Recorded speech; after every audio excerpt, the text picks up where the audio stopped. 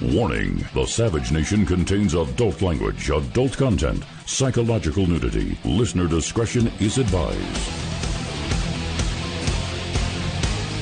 Now, here he is, author of Liberalism is a Mental Disorder, Trump's War, and God, Faith, and Reason, Michael Savage. Am I on the air? No kidding. Of course I'm on the air. It's my shtick.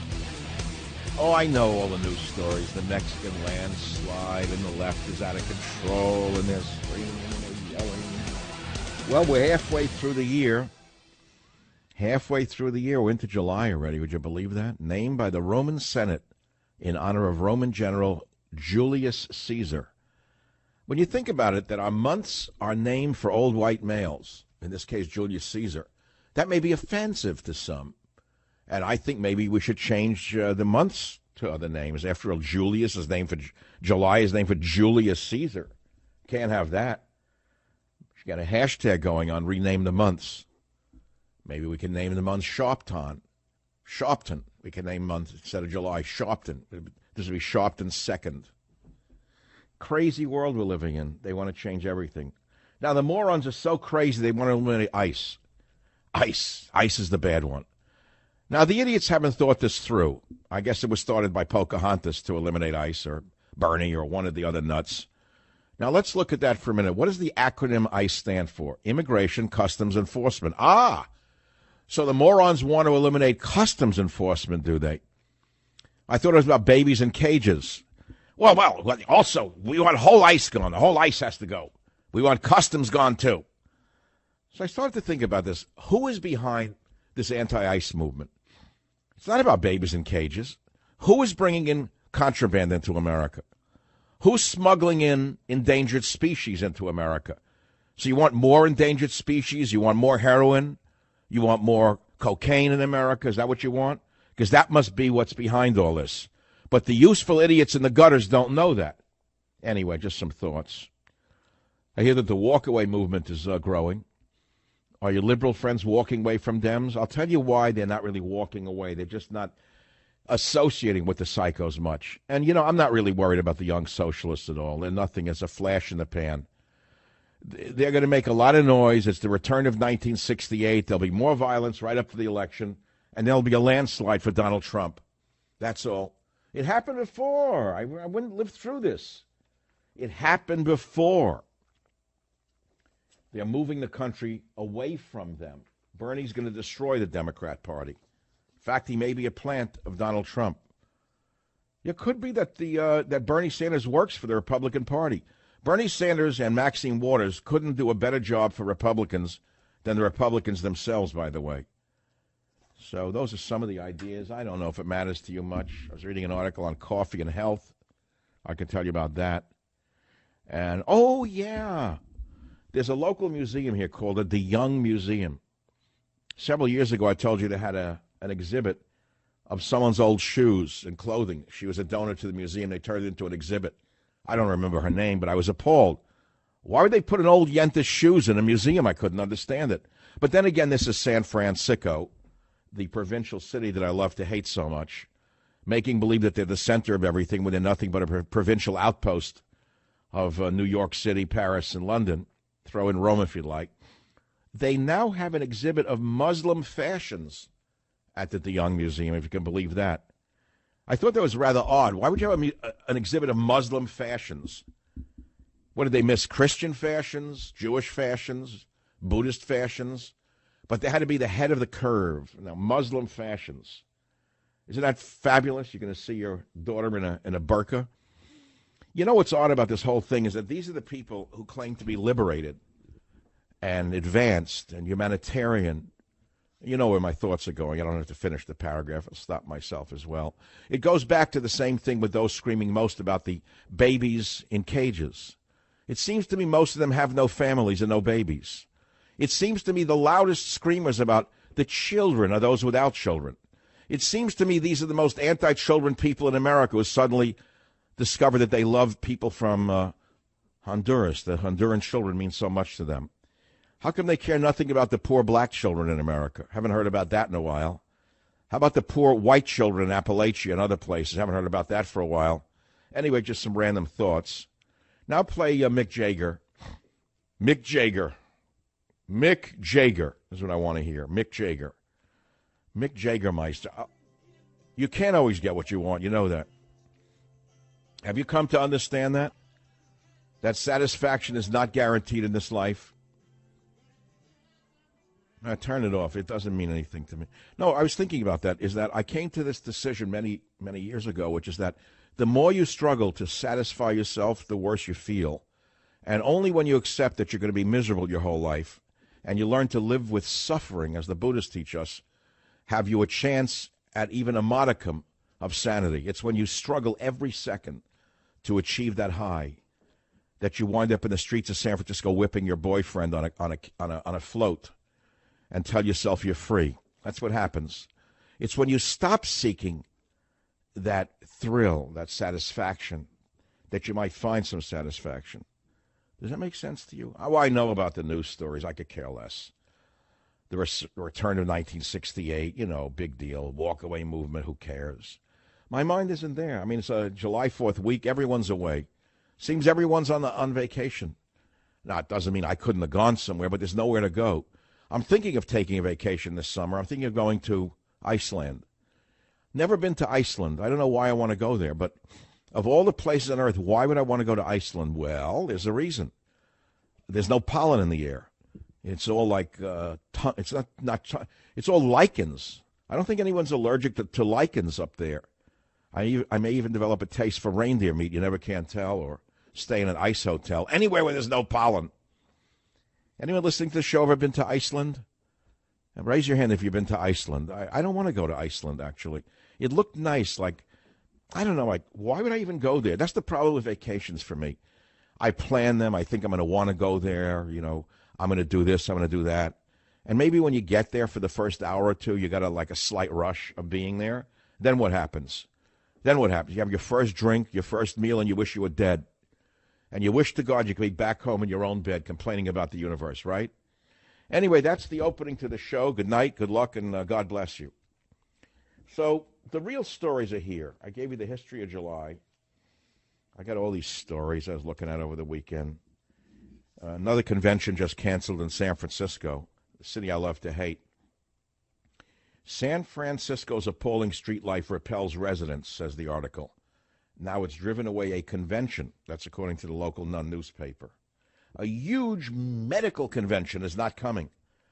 Well, because one of the doctors got beaten up here last time, that's no reason to cancel. Just because the doctors have to step over human feces and avoid bed bugs and needles should be no reason to cancel a convention. Major conventions book their visits 5 years in advance. So they found out that the doctors aren't coming. Group's annual 5-day trade show draws 15,000 attendees and pumps $40 million into the local economy. But they're not coming. They love the city, said the doctors. But the members were afraid to walk around the city because of open drug use, threatening behavior, and mental illness that are common in City Hall. On the street, sorry. Wait, open drug use, threatening behavior, mental illness. Are they talking about City Hall? Oh, on the streets, I'm sorry. What goes on in the streets goes on behind closed doors. Oh, the suits look good. They all do a nice knot and tie, but behind the doors, they're all psychos. Let's see, open drug use, check that for City Hall. Threatening behavior, check that for City Hall. Mental illness, check that for San Francisco City Hall. So what goes on in the City Hall goes on in the streets. Because I can guarantee you, if I were mayor, I'd clean this garbage up in 30 days. 30 days, they're gone. Off the streets. With the young socialists, all in the same place. Gone. I could clean it up.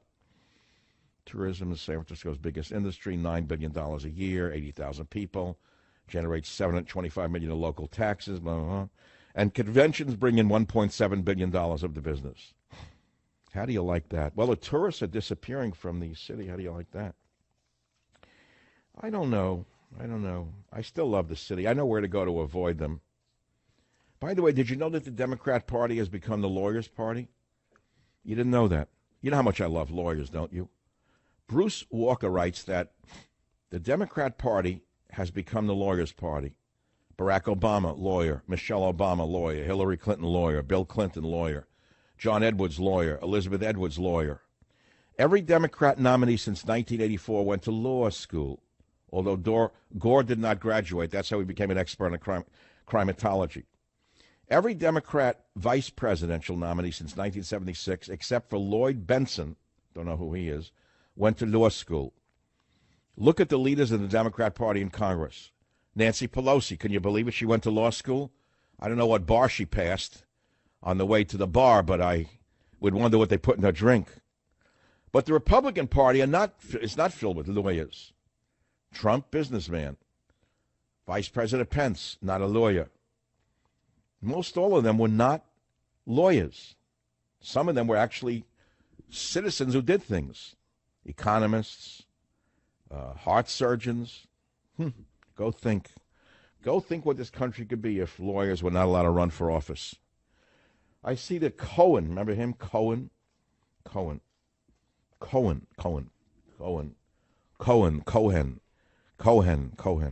It's a Jewish thing. If your name is Cohen, your name is Cohen, they think that you come from an elite family. I don't understand that. I hate royalty. I never liked royalty in any tradition. I'm an anti-royalist. So whenever Jews say, my name is Cohen, I say, and? That means you're derived from the Cohen, so what? It means like 4,000 years ago, one of your ancestors was a bigwig in the synagogue, and that makes you something? You own a pickle stand on Rivington Street? Or you're a schlock artist somewhere in Cincinnati? It doesn't matter what your grandfather was. Hey, speaking of which, I don't know whether this is a psychic thing or not. Memo, conversation with my great-great-grandfather who I never met. Did I ever tell you about that one? The other day I got a picture of a daguerreotype of my great-great-grandfather from who I never met. You see, there's a relative of mine who I never met who's into this genealogy stuff. I don't know if she's spit in a tube or what. But apparently she discovered the pictures of these ancestors. I mean, I didn't know who they were. And all of a sudden, someone sent me pictures of a great-grandfather and a great-grandmother I never met. And they turned them into daguerreotypes for me. Now, I knew we had to exist or I wouldn't be here, right? I wasn't born of myself. I wouldn't be here without him, God bless him. So I get the picture of my great-grandfather, and I started to have conversations with him in my head. Because there are cultures on earth which believe that their ancestors are with them at all times, watching them, watching their every act. And it's what keeps them in check. Do you understand that? Do you realize that I could revolutionize the consciousness of the world? I, Michael Savage, could change you? Every one of you listening to me, I can change your life if you actually listen to what I just said to you. If you were to actually consciously understand that your ancestors are looking down at you from another dimension and watching you in everything that you do, the world would be a better place, wouldn't it? This is the Savage Nation. Savage.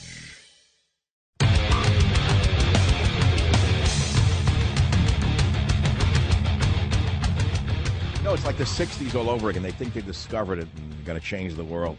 You say you want a revolution. You're not going to get a revolution, moron. All you're going to do is move people away from your side, Schmendrick. But good. Doing us a great favor here. You know, watching the world go around. I've seen the merry-go-round before. It's gone around a number of times. They didn't invent reality. I found something fell out of my book the other day. I know, I'm always doing a book. That's what I do. I started as a writer. This is who I am. Should I apologize for it? No, I won't. So, as you know, I have Stop Mass Hysteria coming out late October. That's my giant book. That's my blockbuster political book. And we know what's going on in the streets. It's going to get worse by October, and we know the book's going to be a bestseller. And that's fine. It's not about the bestseller. I'm not buying a new car in November. It's about stopping the insanity, stopping the mass hysteria. But concurrent with that, I was looking at revising my memoirs, and I did a book years ago called Train Tracks. So I spent the weekend very quiet because there was like ashes falling out of the sky. It was like living on the Mount Vesuvius here in San Francisco. There's big fires up in the lake country, and there's white ash all over my car. It's like we're breathing in poison. The sky looks like nuclear winter down here. And it was a horrible weekend. Horrible. I mean, where's my summer kind of thing, you know? So I was thinking, like, maybe I should revise this book and make it a book of memoirs. And I've been collecting notes for that book. I mean, talking 2009, God willing. And a sheet fell out, and I had written this. We get a short dance in the sun, and then we're just a lithograph. April 15th, 2018, Tiburon. I keep all my notes for whatever reason. We get a short dance in the sun, and then we're just a lithograph. Have you ever thought about these things? Is it too depressing for you to realize that you were not born of yourself, that you didn't create yourself? Does anyone even think philosophically anymore? Does anyone recognize that you weren't born yesterday, that you were born after a long line of evolution? Does anyone stop to think what their great-grandparents would think of them as they yell and scream in the gutters? Do they understand who they really are? So, memo, conversations with a great-grandfather I never met. I looked at the daguerreotype, never met him. Heard he had died in his 30s, another one. Father, 50s, grandfather, 40s, now this one in his 30s. Because I used to hope, in the old country, they lived to 110. No, this poor guy died in his 30s. It's genetic, the whole heart thing. Of course, I've doubled that age already because of my obsession with the 3 Vs. That's how I got where I am. And probably got some of my mother's genes. And anyone who says stress is bad for them is an idiot. I find the opposite is true. I think stress is good for you. It's how you internalize stress and what you do with it. But I want to get back to the conversations with a great-grandfather and you schmuck out there who thinks that you were born yesterday. Savage.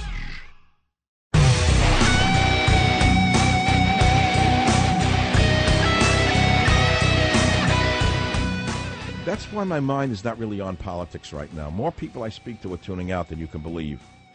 The violence is turning them off. The violence of the left, the rhetoric of the left, the stupidity of the left, the evilness of the left is turning them off. And here's my analysis. Then I'm going to go back to what I really want to talk about, which is this. Here's what's going to happen. It's not that many people who vote Democrat are going to suddenly vote Republican. They're never going to do that. Many of them are lifetime liberal Democrats. They would rather die than vote Republican. But they're going to sit out the elections.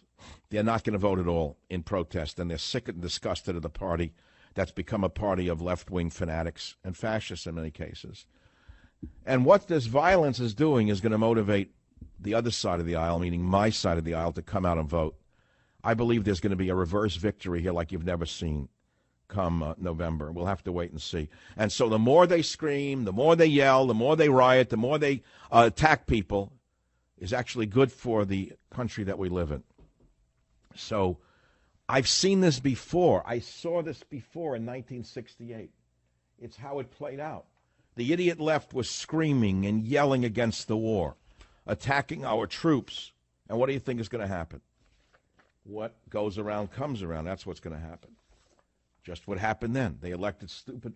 The left gave us McGovern, who gave us Nixon. That's all. Nobody wanted McGovern. It's the end of that story. So let it go on. Sometimes, I get frustrated like the rest of us do, and you want to change things. You get very angry at the left for being so self-righteous and so evil. But then you realize that they're just part of the plan. They're actually doing the country a favor. I love Elizabeth Warren, Dick Durbin, Kristen Gillibrand. All of them are suddenly so concerned about children in cages. That's their latest mimeograph sheet.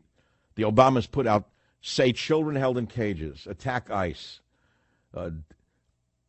uncouple ICE, get rid of it. Get rid of ICE all of a sudden. You morons, you. You know what ICE does?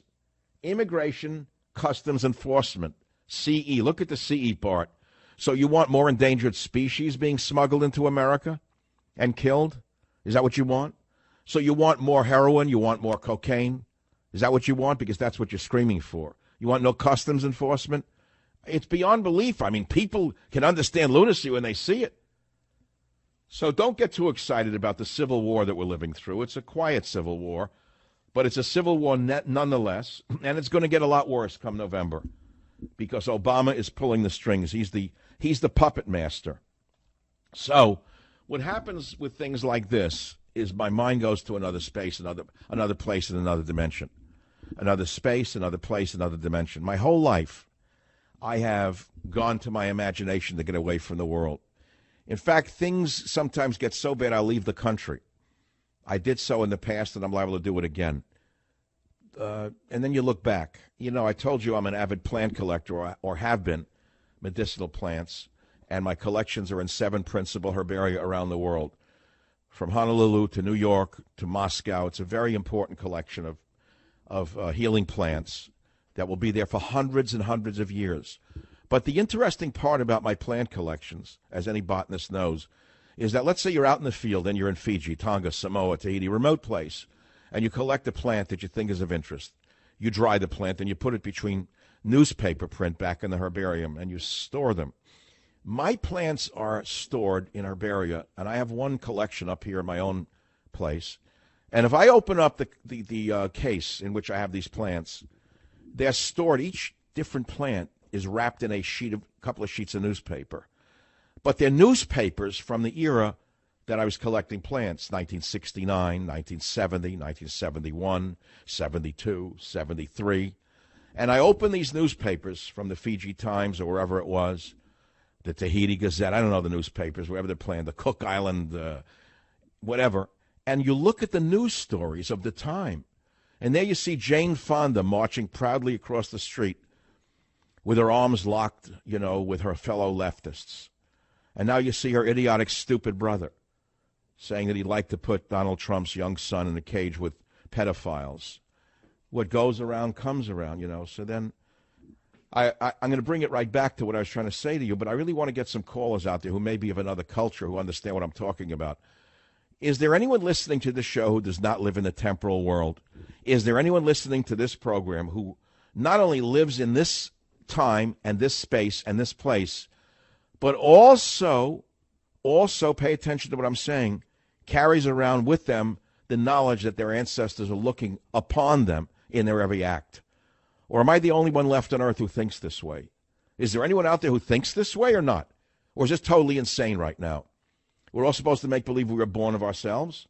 We had no mother, we had no father, we had no grandparents? Because I don't care how wild and crazy you may think you are, you're no further than 2 generations removed from an extremely religious, spiritual person, no matter what your religion is. And wouldn't the world be a better place if you recognize that there is the kingdom of God within you? But you need to have reason and faith to understand that, God, faith, and reason. You need to understand that the kingdom of God is within you, but you have to reach out to that world to get to that world. It's not going to pop up and appear with you on a float during a parade. You have to reach out for that. You have to reach for it. To all of the faithful people out there who listen to the show, I am talking directly to you. But I'm looking for people from other cultures who understand what I'm saying. Are there any Native Americans listening to the show who understand this ancestor thing that I'm talking about? And what does that have to do with the world in which we're living? Well, a lot. So I want to go back again to my evolving revision of my memoirs, which might be out in 2019. I'm not sure when.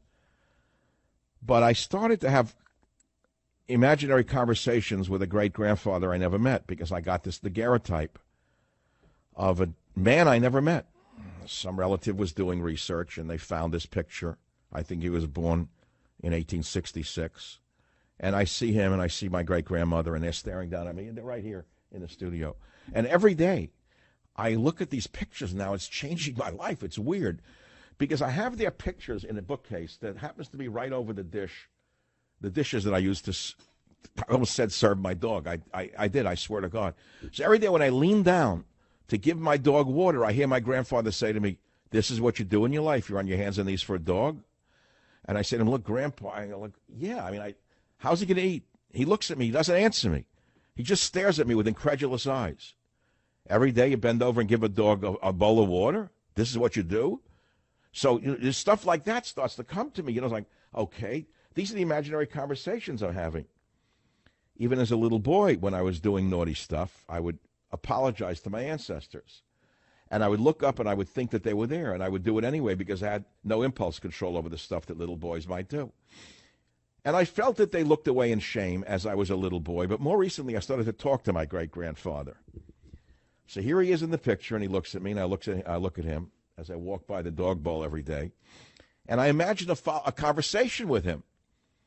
And he speaks to me in the ancient Jewish language called Yiddish.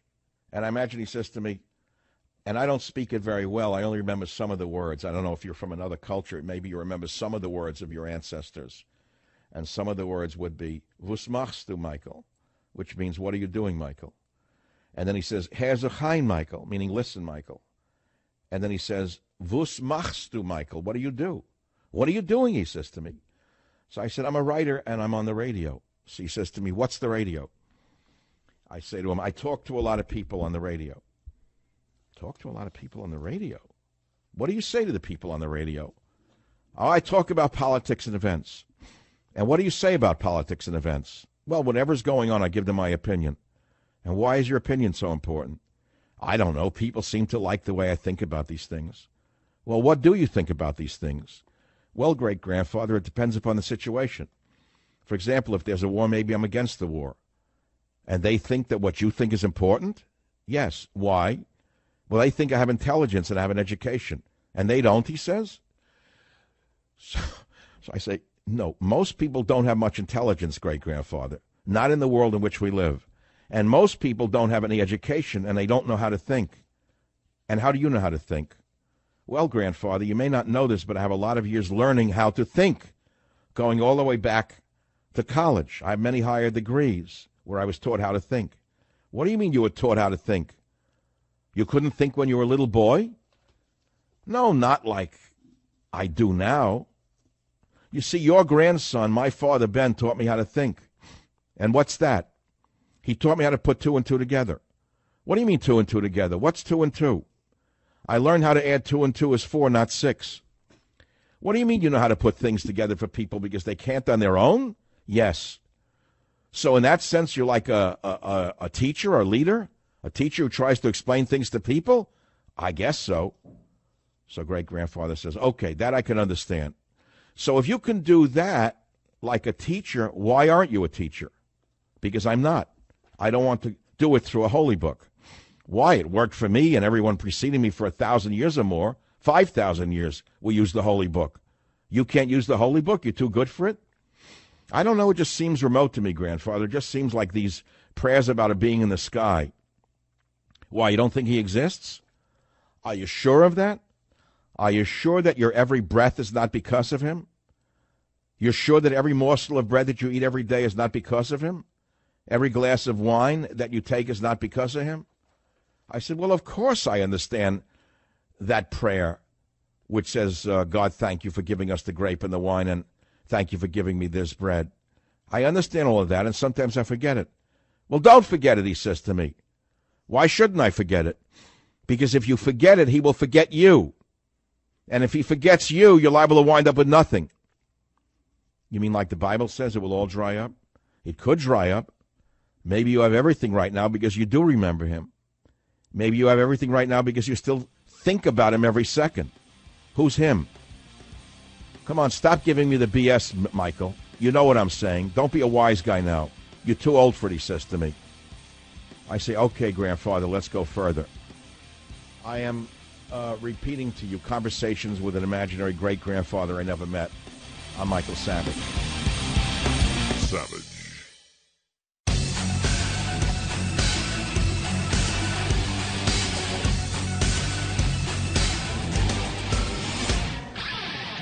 Look, you've heard me talk about Super Beets. You've heard about it by now. I mean, I see ads for it on television now. Well, it's a superfood drink for cardiovascular health. Well, there's a new product they came out with, and if you've been waiting to try it, I really suggest that you try this one. It's new Super Beets Energy Plus, teams up with beets and a superfood named green tea. It's an exciting new product made from non-GMO beets, infused with an added boost from green tea extract. And if you thought about trying Super Beets for a healthy energy kick, this is the product for you with its natural plant-based caffeine source. You got to try this new version, Super Beets Energy Plus. The all-new natural berry flavor helps promote improved energy, mental focus, and support a healthy cardiovascular system.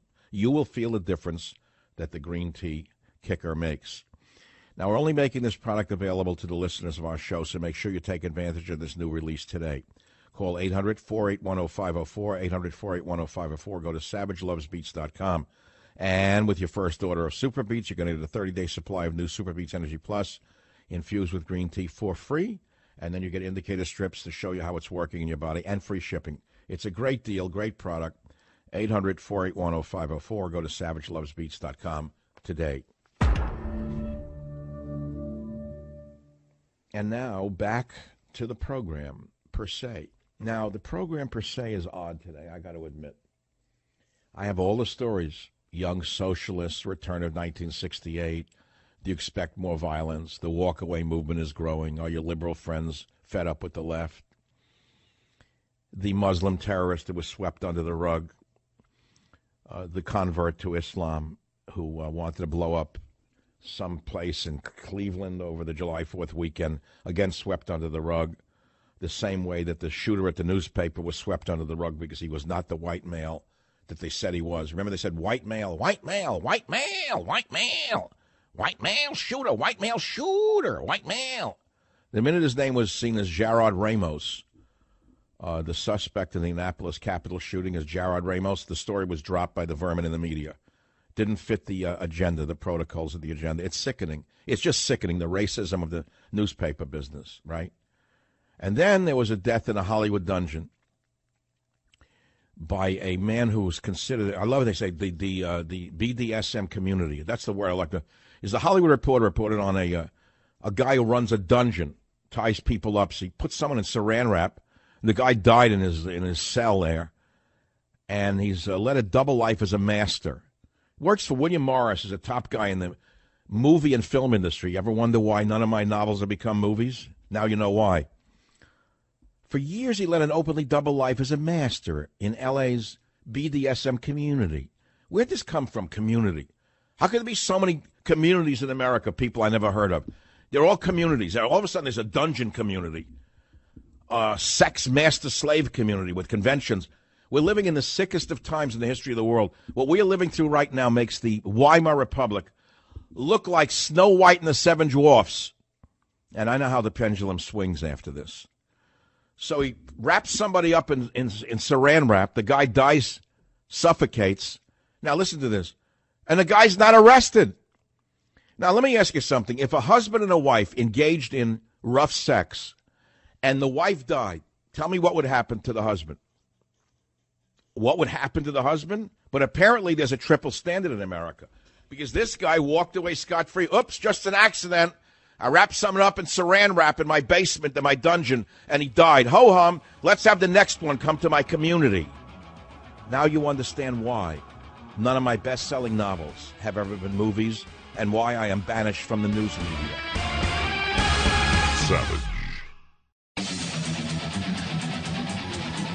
Warning, the Savage Nation contains adult language, adult content, psychological nudity. Listener discretion is advised. Now, here he is, author of Liberalism is a Mental Disorder, Trump's War, and God, Faith, and Reason, Michael Savage. Yep. Yeah, Whoopi Goldberg. Yeah, Whoopi Goldberg. Whoopi Goldberg. Bernie Sanders. Ocasio-Cortez. Black Lives Matter. MoveOn.org. People for Bernie. They don't worry me at all. You see, the Democrat Party is doing it all over again. What goes around comes around. They're unleashing the radical left on us and supposed to scare us into voting for one of these psychos. Maxine Waters, with a big mouth, thinks that we're going to suddenly follow her because she's shown herself to be the vile fool that she is. They did this before. It didn't end well for them then. It will not end for them well again. 1968, Hubert Humphrey, looked like Humpty Dumpty to me, lost narrowly in 1968. What happened? The left goes crazy. And what did they do? They go nuts in the streets. What happens next? The radical left wing of the Democrat Party elects the loser, George McGovern. And what did that yield? He lost 49 states to Richard Nixon. Now let's go back to current times. Hillary Clinton. What happened after she lost? Well, you can see what's happening right now. What happens now for the Democrat Party is what happened then. All of a sudden, more radical appears. And we keep hearing things such as, oh, progressive. We're progressives. Now, what does that actually mean, we're progressives? Columnist Dana Milbank, who sees it as progress, writes the following, quote, a majority of House Democrats are women, people of color, or gay. And they want to bury the Democratic Party of yesterday, where white males and older ethnic groups, Irish, Italians, Poles, and Jews, were dominant. Do you actually think that there are enough radical women, radical people of color, or gay people to override all of the other people in this country? I know it's not going to happen. So I'm not too concerned about them, to be frank with you. Nor do I want to live in a country where they have to eat zoo animals because of their socialist policies. So what I do to protect myself from the Maxine Waters and Ocasio-Cortez, or whatever her name is I go into another state and another place in my imagination, in many ways. I have my hobbies. I have hobbies, cars. One of my hobbies is cars, as you know. One of my other hobbies is collecting relatively inexpensive antiques. They're not antiquities of the type that you would find in a museum where they're so valuable I have to keep them under lock and key, but they're extremely beautiful, precious objects from, let's say, 100 to 150 years ago. French bronzes, French marble, things like that. And I received another beautiful one over the weekend that I bought from a dealer in Pennsylvania. And what's going on in the art world is very interesting. It's very telling about the times that we're living in. A lot of the people who inherit their parents' or their grandparents' houses and possessions don't want them. They find them old-fashioned. There's nothing new about that. But they sell off some of the most beautiful paintings, the most beautiful pieces of art you could imagine for nothing. They don't even care. And if you look at the houses of millennials here in the Bay Area, even if they have money, they have no taste whatsoever. They're devoid of personality. They're devoid of character. They buy these beautiful mansions on Pacific Heights, and they gut them and turn them into modern horror houses. And they buy crappy modern art that costs them a fortune. They have no idea what it's supposed to be. Just splashes of color on a wall. That's not art. That's a reflection of an empty soul. And so all the possessions of these mansions go out to auction. And people like myself know that everything goes around and comes around, and eventually these beautiful pieces of art cannot be replaced. They will come back in style, even amongst the millennials themselves, once they develop some character and understand that taste requires time to develop. You need time to develop taste. You can't buy taste. So I received a beautiful statue of Diana the Huntress. She's holding a bow and arrow, and she's got two dogs that are chasing something she just shot. And it's a large piece, and it's a beautiful piece. And it was done in the Art Deco period of 1925. I look at this every morning, and it gives me hope. Now, why am I mentioning this to you? Why? Because it's civilization itself. You look at museums. You look at what's in a museum, and you realize the centuries that it took to preserve those things. That through earthquakes, storms, insurrections, wars, you name it, people preserved their art and carried it down to the next generation. And we saw what happened when Vandals come along, when ISIS rampaged through Syria, what they did in various places. They destroyed museums. They destroyed archaeological sites. Those are Muslims? Those are Muslims in ISIS? They're the lowest form of humanity the world has seen in thousands of years. And yet there are people in this country who are sympathetic to ISIS. Almost all of them are in the Democrat Party. I can guarantee you, if you scratch the surface of most of these so-called Democrat socialists, you would find sympathy for Al-Qaeda. You'd find sympathy even for ISIS itself amongst these so-called regressives. And so you understand that I understand the threat that they could pose to our civilization and our way of life, but they don't scare me at all, for many reasons which I care not to go into right now. But you see that the cultural degradation of our time is seen not only in our films, those produced by Harvey Weinstein, or the violent gangster movies produced by Martin Scorsese. You think those are fine art?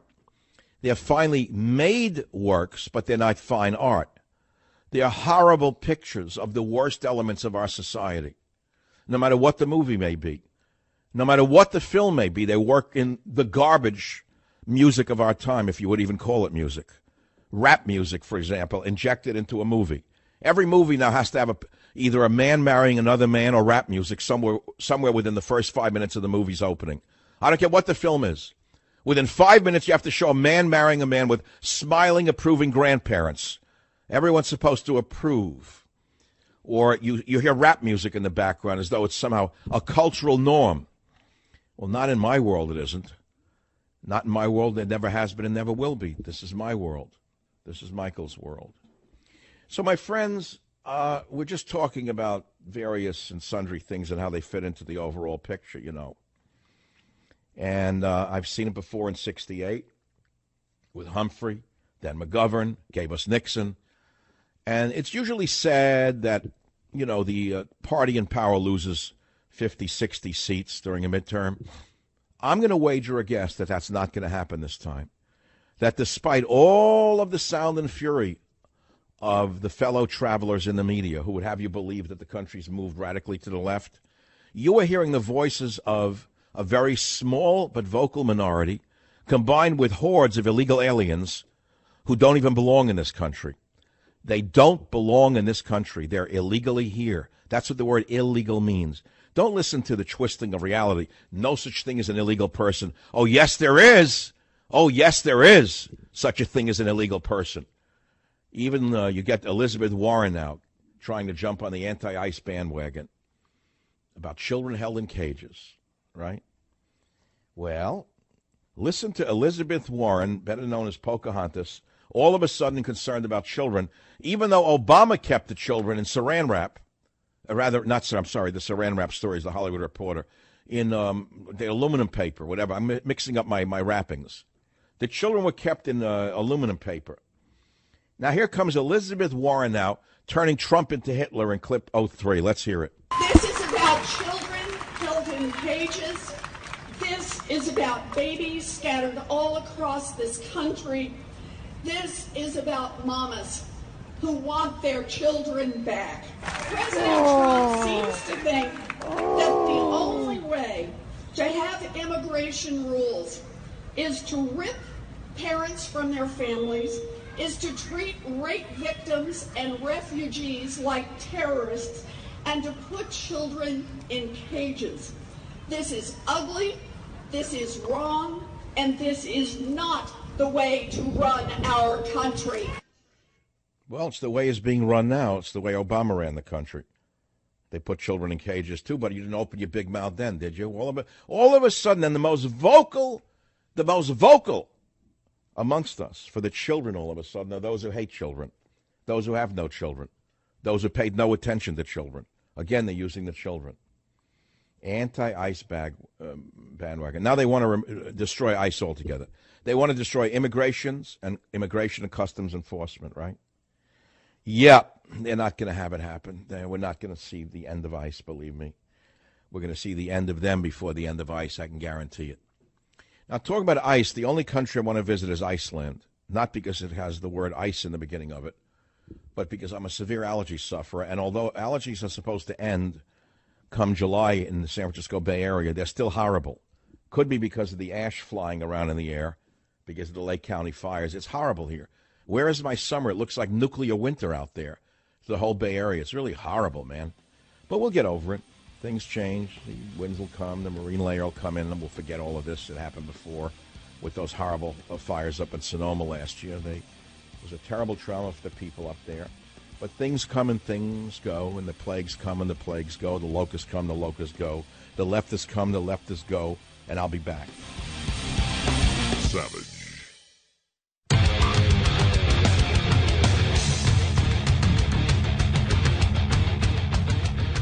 Well, some of them do it for publicity. I hate to say it. I think some of the things that are said are terrible. I hope the other side realizes that they better just take it easy. They better just take it easy. Because some of the language used, some of the words used, even some of the radical ideas, I really think they're very bad for the country. I think they're actually very dangerous for the country. No, they're not dangerous for the country. When Maxine Waters encourages mobs to surround people at gas stations and restaurants, and it happens, then she says the next day she didn't do it. Even Nancy Pelosi and Schumer told her to shut her mouth. So it's working for us, by the way. But more importantly, on a bigger note, is the walkaway movement that's emerging that began with a popular Facebook video featuring a gay hairdresser in New York City explaining why he was leaving the Demon Cat party. where he says, once upon a time I was a liberal. Let's hear clip 14, please, to see where that goes. Once upon a time, I was a liberal. Well, to be honest, less than a year ago, I was still a liberal. I became a liberal because I felt I'd found a tribe whose values aligned with my own. I staunchly reject racism of any kind. I reject the marginalization of any human being based off of their gender or sexual orientation. I reject tyrannical groupthink. I reject a system which allows an ambitious, misinformed, and dogmatic mob to suppress free speech, create false narratives, and apathetically steamroll over the truth. I reject the acceptance of junk science and superstition to advance ideological agendas. I reject hate. These are the reasons why I became a liberal. And these are the same reasons why I am now walking away. Interesting. Is that the whole clip 14, now I'm walking away? So let's see where he goes from there in next one on the Savage Nation. For years now, I have watched as the left has devolved into intolerant, inflexible, illogical, hateful, misguided, ill-informed, un-American, hypocritical, menacing, callous, ignorant, narrow-minded, and at times, blatantly fascistic behavior and rhetoric. Liberalism has been co-opted and absorbed by the very characteristics it claims to fight against. For years now, I've watched as people on the left have become anesthetized to their own prejudices and bigotry, and the prejudices and bigotry of those around them who echo their values. I have watched as formerly sensible people who claim to reject racism have come to embrace the principles of universally hating and blaming all of society's problems on all people who have white skin. I have witnessed the irony of advocacy for gender equality morph into blatant hatred and intolerance of men and masculinity. I have seen the once earnest fight for equality for the LGBT community mutate into an illogical demonization of heteronormativity and the push to vilify and attack our conventional concepts of gender. This is amazing when you think about it.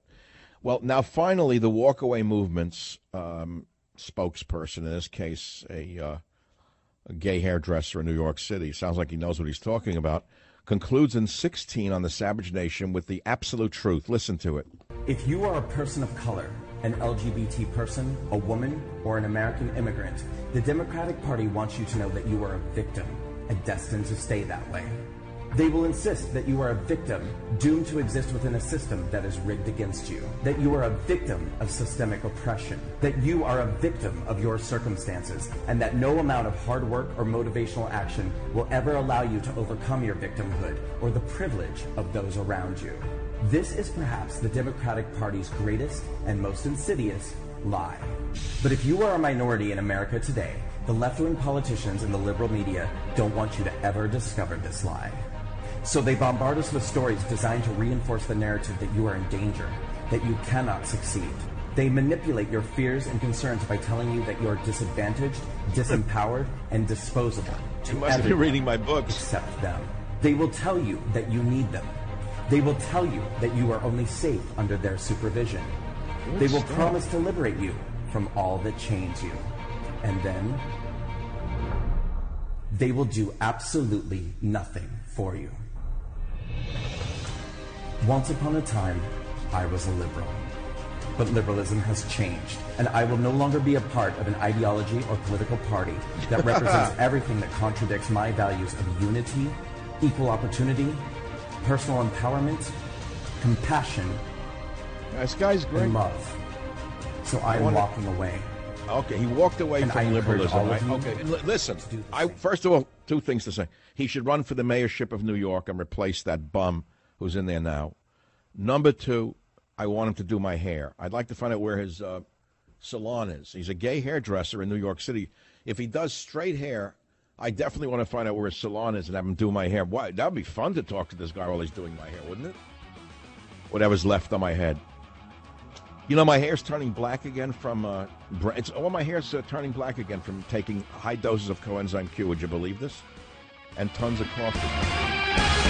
Savage.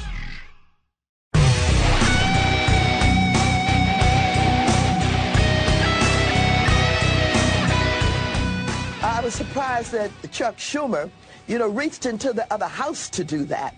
I've not quite seen that done before, but one of the things I recognize being an elected official is in the final analysis, leadership like Chuck Schumer's will do anything that they think is necessary to protect their leadership. And so what I have to do is not focus on them. Oh, you have to focus on chasing people out of restaurants and gas stations? Your own party knows that you're a loser and that you're driving more people away from the Democrats than any Republican could ever hope to do, Maxine. All I can say is we wish you the best of health. May you live to the age of Moses. And just keep up what you're doing, Maxine. You're the best thing for the country. You're driving people to understand how dangerous demagogues can be. And here we are back on the Savage Nation. We're talking about what's going on. A lot of people are gone for the week already. Vacations, this and that. I don't blame them. People do it. I have to be off Wednesday with the best of because everyone's off for July 4th. I would be on otherwise. I am back. I am refreshed. July 1 was a big, big day in my life. A day that one day I will be able to tell you about, a day of liberation for me. It's the middle of the year. I remember my mother used to tell me, like, Wednesdays is like the middle of the week, right? I hated school as a kid. Think about that. All the higher degrees I have. It's kind of ironic because I despised school as a little kid. I couldn't sit still. I didn't like to listen to teachers. I hated the way they smelled. I couldn't take the confinement. I hate people telling me what to do. My mind would fog up. So I remember she would try to drag me out of bed, God rest her soul. So every day she had another story for me. Ma, I don't want to go to school. It's okay. It's Tuesday. That means it's almost Wednesday. Okay. I don't know why. So I get up and say, it's Wednesday already. It's almost Friday. She was great, my mother. She motivated me. Come on, get out of bed. It's Thursday. Tomorrow's Friday. Before you know it's the weekend. But to me, it's like July 1 is like the middle of the week. And Wednesday is my favorite day because it's the middle of the year. You know, July is the middle of the year. So July is the middle of the year, named for Julius Caesar, named by the Roman Senate in honor of Roman General Julius Caesar. But hush, hush, don't tell that to the radicals because they're liable to change the name of July because it's offensive because it was named for an ancient Roman white male. Can't have that. Maybe we should name the month Hadrianus. Maybe that would work. Maybe that would placate the mobs. So it would be Hadrianus II. But even the numeral itself, number 2, could be seen as somehow culturally oppressive. Numbers, when you think about it. Where'd the numbers come from? Why, this number system are Arabic numbers. Isn't that correct? And our number system could be seen as oppressive to someone since they're Arabic numerals. We may have to change the numerical system. Yeah, not going to happen. Just a bunch of losers screaming and yelling. The more they scream, the louder they scream, the more I hear, as Orwell said, their chains rattling. It's that simple. But how about you? I'm going to be here all week except for Wednesday, as I say. I thought back to my early years in radio when I began on KSFO as a local host. You know that I wouldn't even take a vacation day in the beginning, hardly a day. I would be here for my local audience on July 4th. I remember I'd rush from parades right to the station. I wouldn't even take a day off. That's how you build a loyal audience. It's like opening a store 7 days a week. But those days are long gone. Now, if July 4th comes, I have to take it off because it's a national holiday and no one wants to work. Everyone's a postmail all of a sudden. It's like everybody works for the U.S. Postal Service. The two guys are staring at me from Dallas. You better believe it. We get off July 4th. We're allowed to be off. All right, let's go to the callers. Mike on KSFO, line 1. You're on the Savage Nation. What's on your mind? Hey, Dr. Savage. I just wanted to start off by saying our ancestors were neighbors in Vienna, and I'm just glad I find myself your neighbor rather than that Tony character in his ilk. What? Rather than, wait, which character? Oh, you know, that Tony schmuck over in New York. You're losing me. Tony who? I forget his name, too. Robert De Niro, you mean? No, that Anthony, whatever his name is. All right, anyway, so what's your main point? My main point out important things. I want to talk about sandwiches. What's your favorite sandwich? Look, I'm not going to do this right now. Come on, you called to make a point. You went through a call screener. You must have something important to say. Well, sandwiches are important in this case. So this was about Vienna and ancestors and everything else. So I used to always make a joke and say my favorite sandwich is a pizza. Then I went on a trip there looking for my ancestors and discovered, after I got tired of eating kebab all day in Vienna, discovered, hey, they have open-faced sandwiches. And that's really gone out of style, but it seems to be coming back. You know, nothing hiding under the surface. Am I imagining this phone call, or is this real? I have no idea why you're on the national radio show, nor what you're saying. Honest to God, I don't. I'm not trying to be rude. Can you please help me understand what you're talking about? I'm talking about sandwiches and the way you have open-face sandwiches where everything... Well, in America, we have in-your-face sandwiches. I understand it, and I thank you very much for the call. Clint, please. We'll just say forget about it, okay? Let's just see. Let's see what's on michaelsavage.com to get back into the swing of reality here. And we go to the Savage Nation website. Fake news terms patriots, right-wing, and Antifa protesters. Hello. Hashtag walkaway movement to abandon liberalism goes viral. Gangbangers arrested for killing teen getting protection in jail. American Hunter's images of her black giraffe trophy kill spark outrage. Oh, that's got me so mad. An Al-Qaeda wannabe planned a 4th of July terror attack. Yeah, homegrown Muslim convert. How do you like that? I thought it was the religion of peace. Let's see what else is in the news. Dungeons in Hollywood led to death, yet no arrests. We're not allowed to talk about that because if we do, you'll not see my show on Netflix, HBO, Showtime, or any of the other cable channels. Oh, wait, you don't see them anyway. Oh, right. Wait a minute. If I talk about dungeons in Hollywood led to death and no arrests, wait a minute. You won't see me on Fox News, CNN, MSNBC? Wait a minute. If we talk about that story in Hollywood where dungeons are the norm and they run Hollywood, why, you won't see me anywhere but hear me only on this show. So let's talk about that story. That's not that interesting to me. It's sad. It's sad that a person gets so twisted spiritually that they need a man to wrap them up in plastic wrap in order to get their kicks on 76. I just don't understand this. For years, WMEVP, that's William Morris something, Skip Chasey had led an openly double life as a master in LA's BDSM community. Now, can anyone explain to me what the word community has to do with this deviancy? What do you mean by community? But a role-playing encounter involving plastic wrap went horrifically wrong, leading to the demise of a UCLA professor whose partner speaks out for the first time. There's so many things in that sentence that are worth talking about. Let's see, an encounter involving plastic wrap. Now, my mother used Saran wrap for years. Nothing ever went wrong. Maybe she cut her finger once in a while on the sharp edge. What do you mean? How can an encounter involving plastic wrap go wrong if you use it for what it was made for, which is to cover foodstuffs in a container? It was not meant to wrap a face up and beat him up on a chair, and then go back to HBO the next day with a show. For 3 decades, Skip Chasey, one of Hollywood's top deal makers, led a delicate balancing act of an existence. Last November, it all came tumbling down around him.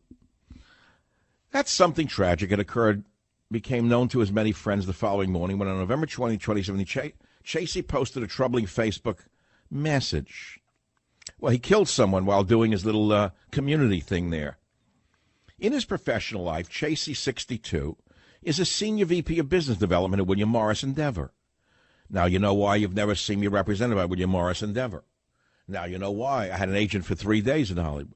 Now you know why you've never seen any of my best-selling novels on the big screen. A position he's held since 2010 where he structures agreements for A-list talent. A-list talent? Like Aaron Sorkin and Pete Berg? I don't know who Pete Borg is or Pete Berg is.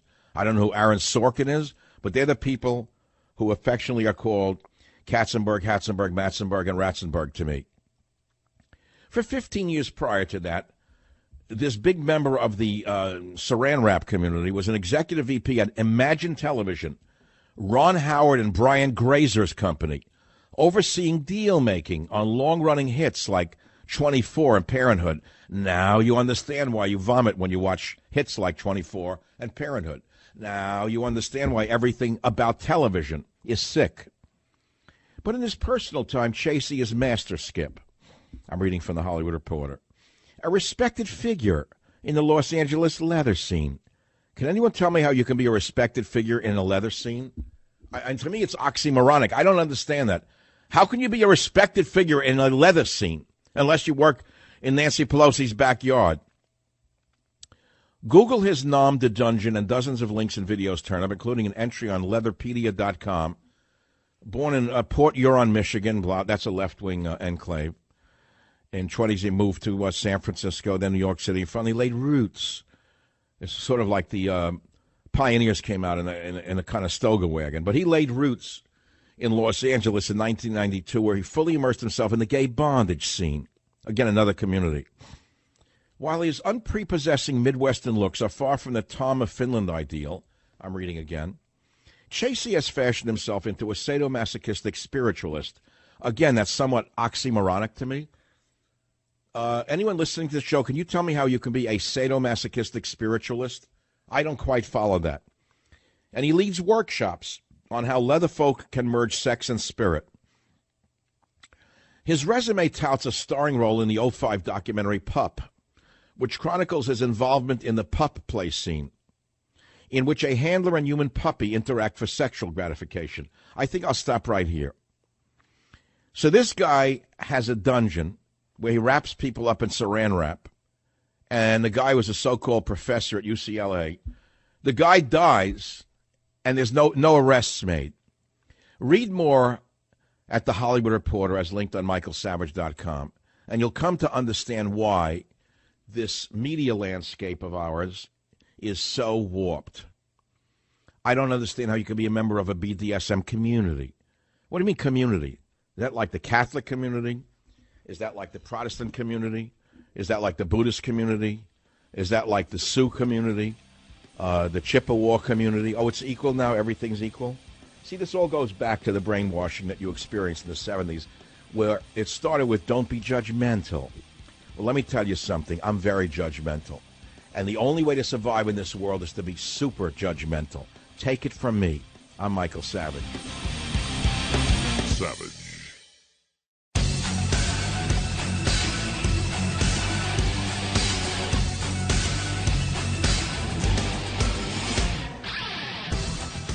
Casper was created. You know what I'm talking about, right? Sleep, a great night's sleep. Most important thing in the world, sleep. That's what saves me. Well, this 4th of July holiday, experience Casper for yourself, and I want you to transform your sleep as I did. I'm not making this up. It is the best mattress in the world. This team of engineers at Casper, they work nonstop. They prototype, they collect data, they engineer what's certainly the most comfortable mattress. And the Casper mattress has a unique combination of special foams which provide the right pressure relief and alignment. Thanks to the breathable material, you're guaranteed to sleep cool all summer long. Now, the good news is you can try Casper yourself for 100 nights in your own home, risk-free. They send it to you in a little box, and if you don't love it, you don't have to put it back in that little box. They'll come pick it up and refund you everything, no questions asked. This July 4th, Casper is getting sleepy for summer, so go to Casper.com and save up to $225. Am I reading that right? Save up to $225 off your order? Wow, limited time only. Terms and conditions apply. That's Casper.com, Casper.com, Casper.com. Now, I want to go back to this story that I started to focus on before to show you how far the society has fallen and how sad the media landscape has become. And you ask yourself, why are all the movies so violent and so perverse and so deviant? There are people behind these decisions. Do you understand that? The gatekeepers of these decisions work in the biggest agencies in this country. Do you understand that as well? So I want to read like a line. Dungeons in Hollywood led to death, yet no arrests. So we read that this guy led an openly double life as a master in L.A.'s BDSM community. But a role-playing encounter involving plastic wrap went horrifically wrong. Again, I have to focus on that. I don't understand that. My mother used plastic wrap in the kitchen for 40 years. Nothing ever went horrifically wrong. So I'm trying to imagine like a scenario which my mother's using saran wrap, right? I can just imagine what would happen. And she screams out, "Honey, please come in. Something went horrifically wrong with the saran wrap. Please hurry up." And what? My father was supposed to scream out, "Honey, I can't. I'm involved in pet play. I'm involved in pup play right now." This is what they're trying to do, is make you think that everyone is doing this. But it's not everyone doing this. It's only those who run the images that you see. Do you understand that? This is coming from my soul. It's coming from the bile in my soul. The bile in my soul. I've had enough of this. Every door in Hollywood is closed to me. Every door in the news business is closed to me.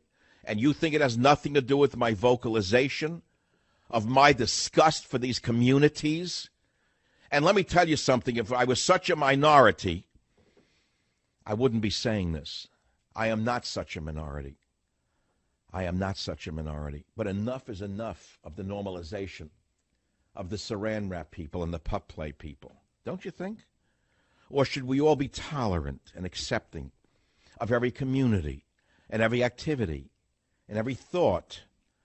Just like now with the illegal aliens, suddenly no citizens are illegal. No people can be illegal. Oh, you're wrong about that. That's what borders were created for, was to keep people with non-citizens out, especially those who want to abuse our welfare system or do us harm. That's called common sense. It's called sanity. And when you eliminate borders, what you eliminate is the safety of the nation. As I've told you 1,000 times, no animal on earth can live without cells, and no cell can live without cell walls or cell membranes. It's the same with borders. There are borders on our national sovereignty, and there are borders on our national sanity. And when the borders become porous, what you wind up with is a plastic wrap community. That's what happens when you have insanity. Michael Savage, a host like no other. A host like no other.